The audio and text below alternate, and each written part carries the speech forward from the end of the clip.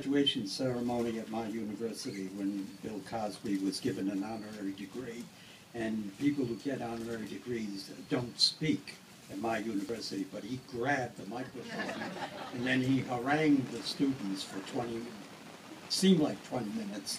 I'm tempted to do that, but I won't. And somebody will stop me when I get going. There was a tipping point when I realized that I could no longer follow Mary Hampson's proscriptions, which he expressed very strongly and very often against certain people, against certain institutions, that she did not want the Evergreens to go to those institutions, and she did not want those people to step in the door of the Evergreens. And she made this clear, and Barton St. Armand and I visited her about every 2 or 3 weeks over a 10 or 12 year period, maybe about 10 years. And we enjoyed it. It was very good. But there was a tipping point, and the tipping point was there was an apparition.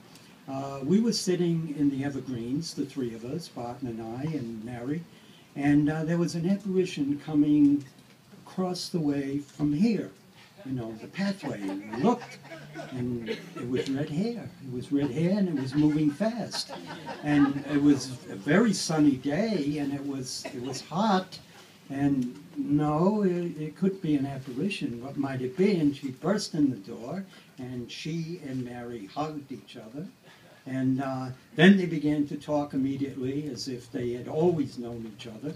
And I found out later it was the first time they'd actually met, although they had talked on the phone once.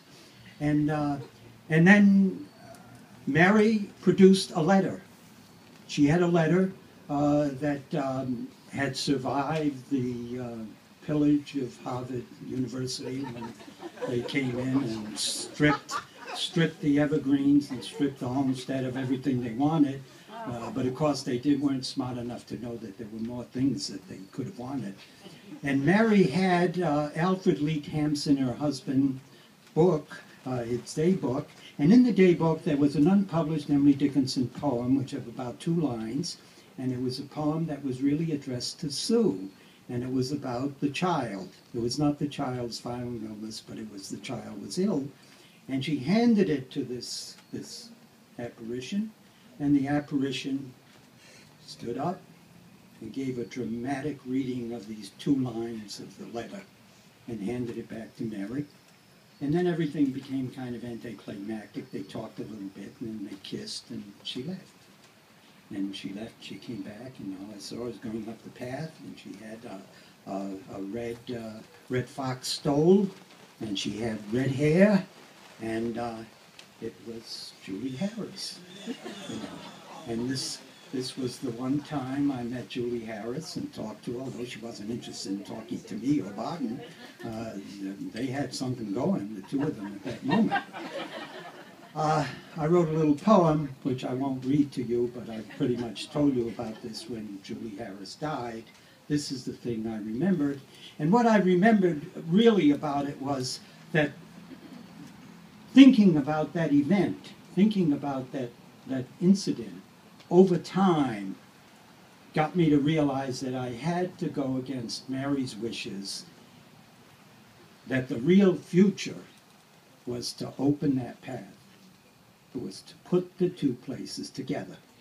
And of course the logical place was Amherst College, and I won't say whether Amherst College was the place that Mary did not want to hear about.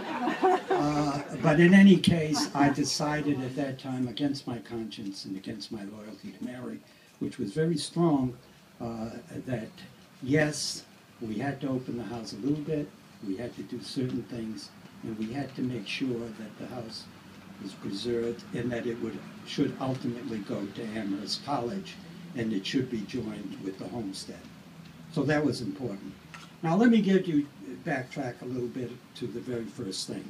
My young friend and colleague, Barton St. Armand, wanted to write a book about Emily Dickinson. He'd written a very good dissertation, but he wanted to write a book that was different. And he had a theory, and his theory was that the paintings in the Evergreens that were not described, and people really didn't know what they were, scholars didn't, constituted Emily's art gallery. And if he could get into the Evergreens to see those paintings, it would open up her poetry.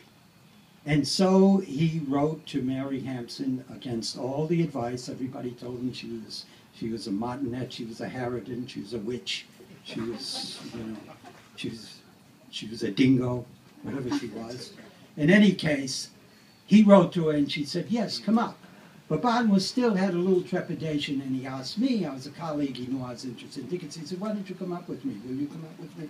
And I said, fine, we'll go. So we came. We set a date with Mary, we came. And I could just see it later on, I could just see it. We were like two blues brothers walking up the walk, each one with a briefcase. And we're coming into this house, and we don't really know what Mary's going to do or say, because we got all these mixed signals. Well, Mary was very nice, very pleasant, and she was very glad to see us. We had no official connection with Brown University's acquisition of anything. We were individual faculty members who were interested in Emily Dickinson. Within 5 minutes, she had led us to a letter in the files that cleared up the mystery of Hamlin Garland, who said he had met Emily Dickinson in 2004. Which was suspect. In any case, she led us to a letter from Hamlin Garland to Martha Dickinson Bianchi that cleared it up, where Martha had complained about this. She had read it in his memoirs, and he said, oh, of course it was you that I met, and so on. So within 5 minutes, Mary knew she had stuff to give us, and we knew she had stuff really there. And we liked talking to Mary, so she said, come up again. And so we did. And then we started to come up again, and she always had stuff for us. She wanted to entertain us and wanted us to keep coming. And we wanted to come and talk to her because she was very, very interesting. She's a very interesting woman.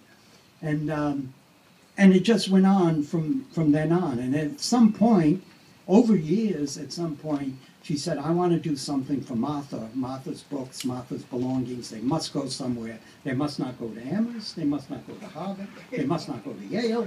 And I think she had a couple of other places that I didn't understand, but they must not go there. And so finally, Barton said to her, he said, well, you know, Brown University has a collection, the Harris Collection of Poetry and Plays, a book, and it's worldwide collection. They might be interested. And she said, well, please talk to them. So he talked to the librarian, the Special Collections librarian, and the librarian said, yeah, we'd be happy to make the place for the papers and for the books. And that's how the papers and the books and the stuff ended up at Brown University. Because we happened to be from Brown, it was never official. We never talked to anybody beyond the Special Collections librarian about this. So whatever is there now, including some of the father's books, which Harvard wanted later on, and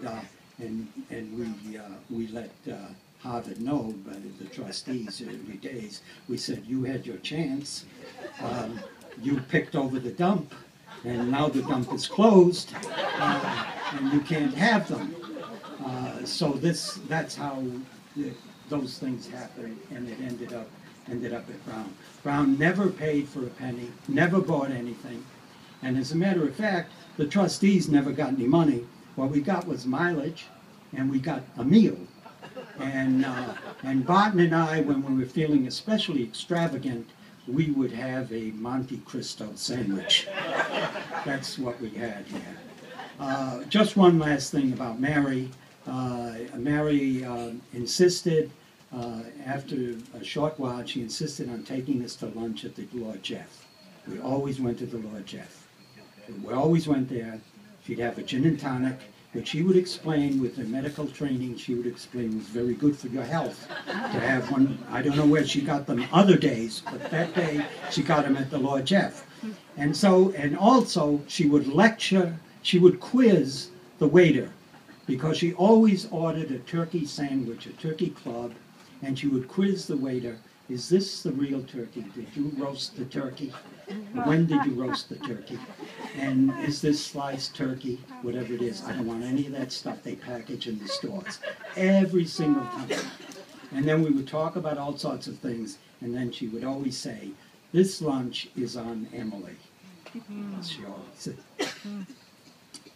These were the royalties, of course, which she was still collecting. Now, I could go on for another minute or so, but I think that'll do. If you want to ask me questions later, I'll be back.